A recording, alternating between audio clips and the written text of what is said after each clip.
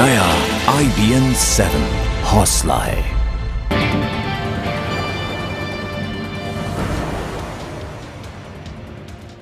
और इस वक्त आ रही है एक बड़ी खबर छत्तीसगढ़ के दंतेवाड़ा से। छत्तीसगढ़ के दंतेवाड़ा में नक्सली हमला हुआ है। नक्सलियों के बिछाए बारूदी सुरंग के फटने से सुरक्षा बल के 4 जवान इसमें शहीद हो गए हैं। ये खबर PTI के हवाले से आ रही है। इससे पहले भी दंतेवाड़ा में इस तरह के हमले होते रहे। दंतेवाड़ा को नक्सली हमले के लिहाज से बेहद संवेदनशील माना जाता है। मनोज शर्मा हमारे सहयोगी इस वक्त सीधे जुड़ रहे हैं हमसे ज्यादा जानकारी के साथ। मनोज, 4 जवान एक के बाद एक शहीद हुए हैं। इससे पहले सुकमा, कांकेर और अब दंतेवाड़ा में भी हमला। क्या कुछ ताजा अपडेट्स यहाँ से मिल पा रही हैं? अभी IBN 7 की जो छत्तीसगढ़ के ADG है नक्सल ऑपरेशन RK विज ने बताया कि 4 जवान शहीद हो गए। उनको अस्पताल लाया गया था। जो उस समय ब्लास्ट के बाद, लैंडमाइन ब्लास्ट के बाद फौरन अस्पताल लाया गया, जहां उनकी हालत बेहद नाजुक थी और 4 जवान शहीद हो गए हैं। इसके अलावा 7 जवान भी जख्मी हुए हैं, जिनको लेकर हेलीकॉप्टर से जिनको रायपुर लाया जा रहा है। ये RK विज ADG नक्सल ऑपरेशन छत्तीसगढ़ में है। उनके मुताबिक 4 जवान शहीद हो गए हैं छत्तीसगढ़ के नक्सली हमले में। और इस तरह से आप कह सकते हैं कि बीते 3 दिनों से नक्सली गतिविधियां छत्तीसगढ़ में काफी तेज हुई हैं और लगातार तीसरे दिन एक बड़ी वारदात को नक्सलियों की तरफ से छत्तीसगढ़ में अंजाम दिया गया है। मनोज, हम दर्शकों की जानकारी के लिए भी चाहेंगे, आप बताएं आज दंतेवाड़ा में कैसे हुआ ये हमला और कैसे ये वारदात पेश आई?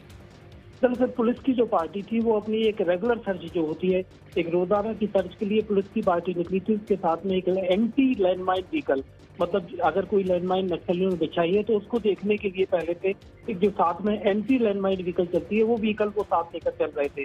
तो नक्सलियों ने बाकायदा घात लगाकर उस एंटी लैंडमाइन व्हीकल को निशाना बनाया और वो एंटी लैंडमाइन व्हीकल बारूदी सुरंग के उस विस्फोट में सबसे पहले उसके परखच्चे उड़े और उससे कुछ चोटें आई। उसके बाद दोनों तरफ से फायरिंग हुई। हालांकि बाद में जो सुरक्षा बल है, उनकी फायरिंग के बाद नक्सली जंगलों की तरफ भाग खड़े हुए।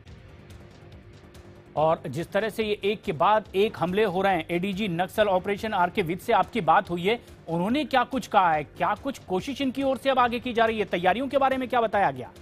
शनिवार को जब पहला सुकमा में जब नक्सली मुठभेड़ हुई थी और जो STF के 7 जवान शहीद हुए थे, उसके बाद छत्तीसगढ़ के मुख्यमंत्री रमन सिंह ने एक इमरजेंसी मीटिंग बुलाई थी। उस मीटिंग के बाद ये तय हुआ था कि नक्सलियों के खिलाफ जो ऑपरेशन है, राज्य सरकार के ऑपरेशन, वो रुकेंगे नहीं, वो लगातार चलेंगे। लेकिन इस सरकार के ऑपरेशन, जो भी ऑपरेशन चल रहे हैं, उससे ज्यादा बातें अब जो अभी सामने आ रही है कि उसके बाद एक घटना सुकमा में हुई। सुकमा के फौरन बाद अगली घटना उसी बस्तर डिवीजन में, बस्तर इलाके में अगली घटना कांकेर जिले में हो गई, जिसमें एक BSF का जवान शहीद हुआ। उसी दिन रविवार की सुबह 17 जो गाड़ियां थी, जो कि एक आयरन ओर में एक खदान में काम कर रही थी, JCB थी, मशीनें थी, ट्रक थे, 17 गाड़ियों को नक्सलियों ने आग के हवाले किया।